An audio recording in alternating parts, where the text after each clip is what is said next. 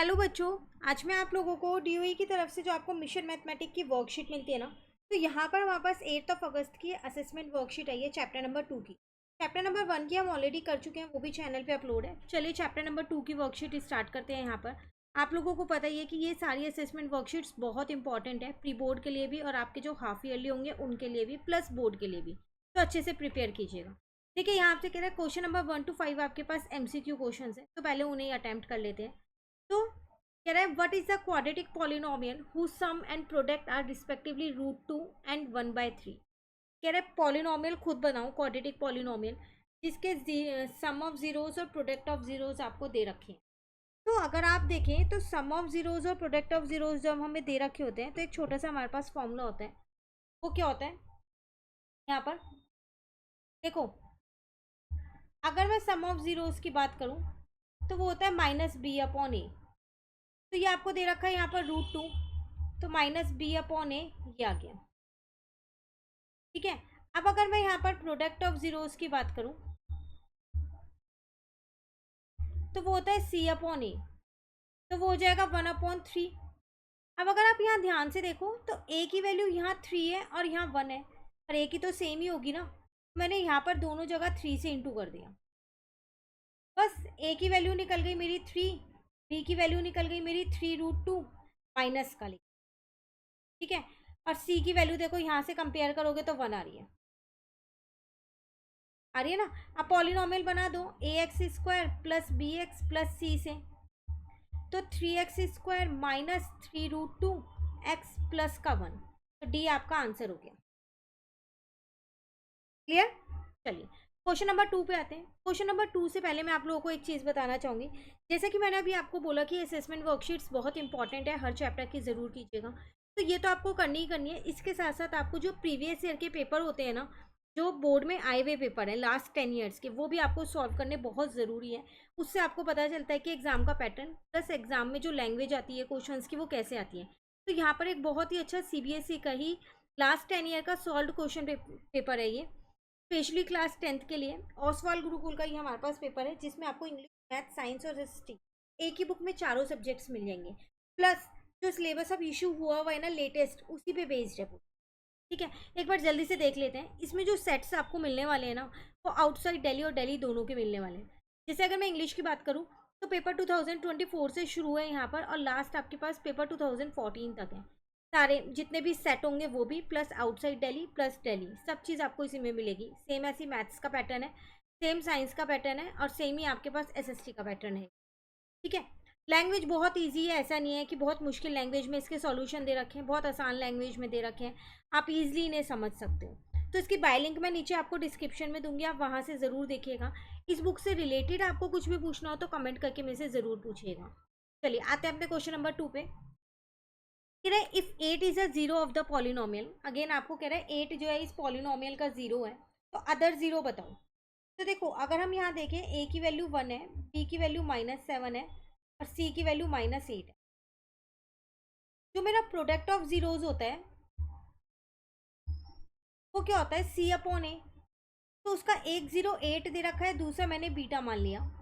c की value -1 है, a की वैल्यू 1 है, तो ये हो गया 8 बीटा इज इक्वल्स टू -8। तो दूसरा जीरो कितना आ गया, माइनस का 1 आ गया। ठीक है ना। चलिए नेक्स्ट में कह रहा है the zeros of the polynomial. अब आपको एक पॉलिनोमियल दे रखा है और इसके जीरोज निकालने हैं। मिडल टर्म स्प्लिट आप इसके अंदर कर सकते हो। 3x² प्लस 10x माइनस 8 है, मल्टीप्लाई करके 24 चाहिए, और वैसे आपको 10 चाहिए। 6 और 4 ले लो, 6 4 जा 24 भी होता है, और 10 भी आ जाएगा। तो देखो यहाँ पर प्लस का 10x है और यहाँ पर आपको माइनस का चाहिए, तो अगर आप 6 और 4 लेते हो तो दोनों आपको प्लस के लेने पड़ेंगे, तभी तो 10 बनेगा। और अगर आप दोनों माइनस के भी लेते हो तो माइनस माइनस हो तो प्लस जाएगा, लेकिन यहाँ रहेगा वो साइन माइनस का ही, और वो तो सेटिस्फाइड नहीं कर रहा। तो इसका मतलब 6 और 4 हम नहीं ले सकते। 24 के और फैक्टर्स देख लो, 12 और 2 ले लो। हाँ 12 में से 2 जाएगा 10 भी, और उसके बाद क्या कहते हैं मल्टीप्लाई करोगे 24 भी। तो प्लस का 12x और माइनस का 2x ले लिया। पता चल गया ना 6 और 4 क्यों नहीं लिया। ठीक है, पेयरिंग कर दी यहाँ पर मैंने। फर्स्ट वाले पेयर से 3x कॉमन लिया, x प्लस 4 बचा, सेकेंड वाले पेयर से 2 कॉमन लिया तो x+4 बचा, तो 3x - 2 और x+4। तो जीरोस कितने आ गए, x आ गया 2/3 और x आ गया आपके पास -4। तो b इसका आंसर आ गया। एक बार इसको 0 के इक्वल रखा, एक बार इसको 0 के इक्वल रखा। क्लियर है? चलिए नेक्स्ट कह रहे थे नंबर ऑफ जीरोज। इस पॉलिनोमियल में कितने जीरोज हैं? एक्स एक्सिस पे ये एक ही बार टच हो रहा है, तो इसके नंबर ऑफ जीरोज 1 है। क्लियर है? Next, the sum and product of the zeros. आपको एक पॉलिनोमियल दे रखा है, इसमें इसके सम और प्रोडक्ट बताने हैं। तो a की वैल्यू 1 है यहाँ, b की वैल्यू 0 है यहाँ, c की वैल्यू -3। तो अगर हम सम ऑफ जीरोज देखें तो वो होता है -b/a, मतलब -0/1 0 आ जाएगा। प्रोडक्ट ऑफ जीरोज देखें तो वो होता है c/a, मतलब -3/1, तो माइनस का 3 आ जाएगा। इसका आंसर बी आ रहा है। क्लियर है? चलिए नेक्स्ट कह रहे हैं find a quadratic polynomial whose zeros are. Zeros दे रखे हैं, क्वाड्रेटिक पॉलिनोमियल निकालनी। क्वाड्रेटिक पॉलिनोमियल निकालने का तरीका क्या है? यहाँ पर है आपके पास सम ऑफ जीरोज इंटू में एक्स, प्लस यहाँ पर है आपके पास प्रोडक्ट ऑफ जीरो। ठीक है, तो सम ऑफ जीरोज मतलब इन दोनों का प्लस ना। अब प्रोडक्ट ऑफ जीरोज मतलब इन दोनों का मल्टीप्लीकेशन जीरोज का। तो ये हो गया x² - का √5x। ये वाली पूरी टर्म तो जीरो ही बन गई ना, तो उसको लिखो ना लिखो एक ही बात है।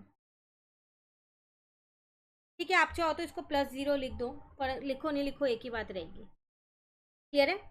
चलिए नेक्स्ट कह रहे हैं find the zeros of quadratic polynomial. एक क्वाड्रेटिक पॉलिनोमियल दे रखा है, आपको क्या करना है, उसके जीरोज बताने हैं। ठीक है, और साथ के साथ रिलेशनशिप वेरीफाई करना। तो देखो 4x² माइनस का 4x माइनस का 8 है, जिसमें a की वैल्यू 4 है, b की वैल्यू -4 है, c की वैल्यू -8 है। ठीक है, मिडल टर्म स्प्लिट करेंगे तो चाहिए मुझे 32 और वैसे मुझे 4 चाहिए। 4 8 जा 32 मल्टीप्लाई करके, और वैसे मुझे 4 चाहिए। तो अगर मैं यहाँ 32 के एक बार फैक्टर्स देख लूँ, 2 की टेबल में ये 16 पे आता है, 2 की टेबल में 8 पे, 2 4 जा, 2 2 जा, 2 1 जा, 2 2 जा 4 2 जा 8 और 2 2 जा 4, 8 और 4 ले लो, बन भी रहा है 32 आसानी से। तो 4x² माइनस का 8x प्लस का 4x लेंगे, पेयरिंग कर दी कि ये px के इक्वल है, पॉलिनोमियल है क्योंकि 4x कॉमन लिया तो x माइनस का 2 बचा, यहाँ पर से 4 कॉमन लिया तो x माइनस का 2 बचा, तो 4x प्लस का 4 और x माइनस का 2। एक बार इसको 0 के इक्वल रखा और एक बार इसको 0 के इक्वल रखा। x की वैल्यू यहाँ से 2 आ गई, x की वैल्यू यहाँ से -4/4, मतलब माइनस का 1 आ गई। तो मेरे जीरोज निकल गए -1 और 2। अब अगर रिलेशनशिप वेरीफाई करते हैं, देखो सम ऑफ जीरोज क्या होता है, -b/a। जो जीरोज आपने निकाले हैं उनका सम अपने लेफ्ट साइड पे लिखो, अब फॉर्मूले से आप इसको यहाँ पर लिख दो। ये बचा 1, एक और माइनस आएगा यहाँ। ठीक है, क्योंकि b की वैल्यू -4 ही है, यहाँ भी 1 है, इक्वल आ रहा है। सेम ऐसी प्रोडक्ट ऑफ जीरोज देखो, वो होता है c/a। तो यहाँ पर आ जाएगा -1 × 2, ये मेरे जीरोज निकले थे, -8/4, कट करेंगे 2, -2 = -2।